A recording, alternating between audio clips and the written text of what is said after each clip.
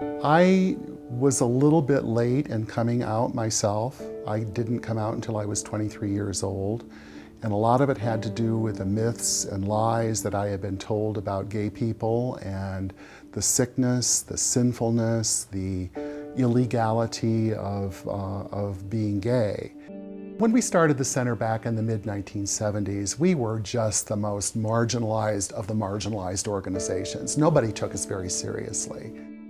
And about a month after I got here in 1976, I saw a little article in one of the gay newspapers about the formation of a gay community center. And I said, I want to be involved. I wanted to make it clear that it was okay to be gay, and something like a community center I thought was the vehicle to do that. It was all running on coming out energy. People would come to the center and they would become so excited to be in a place that affirmed them in a positive way about who they were and what they could do. I think the center is at a pivotal point in its history. We're building on such a strong foundation from when we started as really largely a volunteer-run organization to a fully professional staff that is really doing a great job serving youth and serving older adults and the trans community, as well as providing all this training. And so what I hope for the future of the center is that we can expand our community and expand who we're serving and reach a broader audience as we move forward. Just the commitment to really being present for our community and creating a safe space and a variety of different services. So appreciative of the center and the range and all that it offers. Having more outreach, seeing more visibility, seeing more events happening. I mean, whether it be like the Cinema Q Festival, all those create a better presence. You know, really the best thing is just trying to get out that information. Because I know if I had some of that information, I know definitely I would have made a lot of different choices.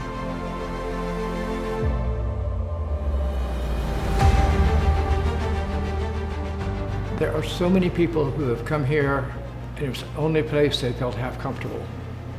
And of course, I've always been with the senior group, but I think that's also true of the people in Rainbow Alley.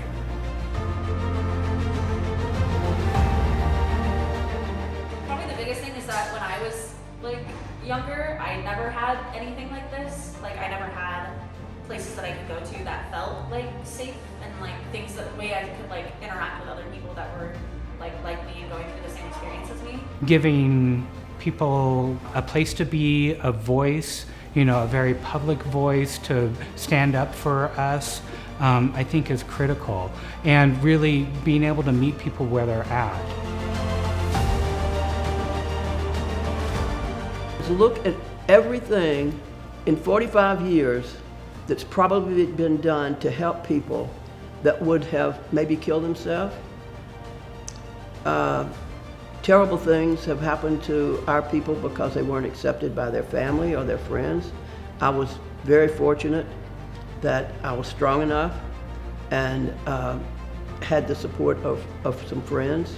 I think it's almost impossible to really understand how far the community has come in the last 45 years. When we were just a small, tiny organization, but we were also a community living in many ways in fear.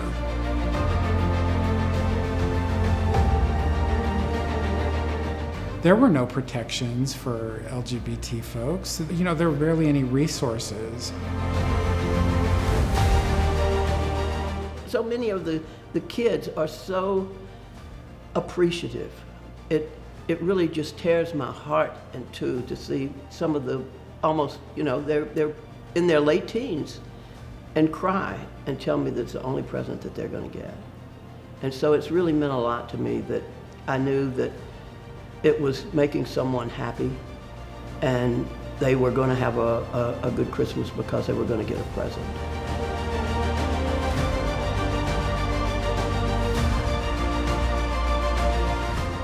I think that the creativity that our team has invested in continuing the goals of our Pride event, of making our community visible, community be able to connect with one another and be seen despite the challenges of the pandemic really speaks to the creativity that we see all around us. And basically overnight we had to reinvent ourselves and learn how to use new digital tools and new ways to virtually engage the community. And it's really been rewarding to see how people have really responded to it.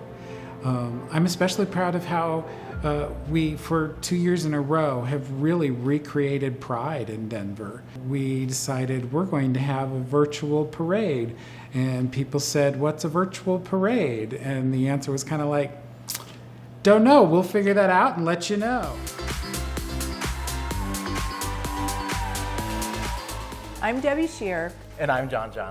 and we're back. That's right, we are back better than ever for another parade for you all. It's so good to see you in person. We've been doing a lot of interacting on the Zooms. On the Zooms, yes. And now, Oh yeah, show me some movement.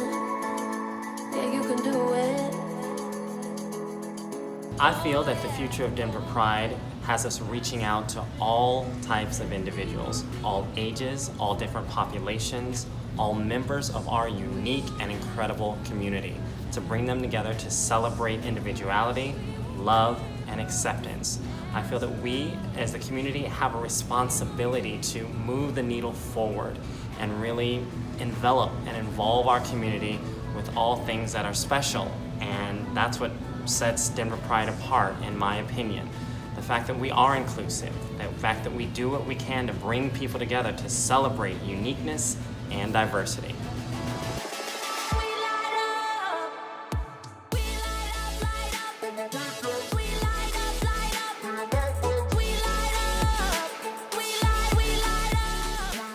Oh, I have a lot of pride for the center, because they have come so far. As old as I was, I realized that, oh my God, look at this.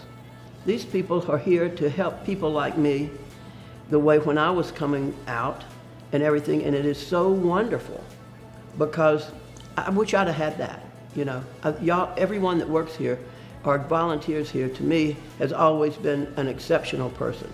I think it's incredible that over all those challenges and the challenges that we're continuing to see around racial equity, around inclusion of everyone, we just continue to see these incredible challenges, and yet I feel that the community is really facing the challenge and stepping up to the challenge with incredible creativity and energy.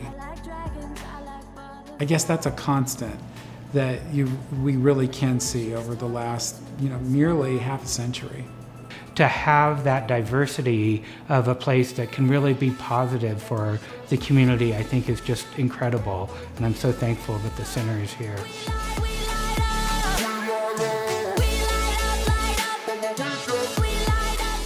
But in the long run, remaining true to yourself is really worth it. And by engaging with the center and engaging with the community that's been built here, I feel you can really find the resources you need to thrive and to grow and to really live your authentic life.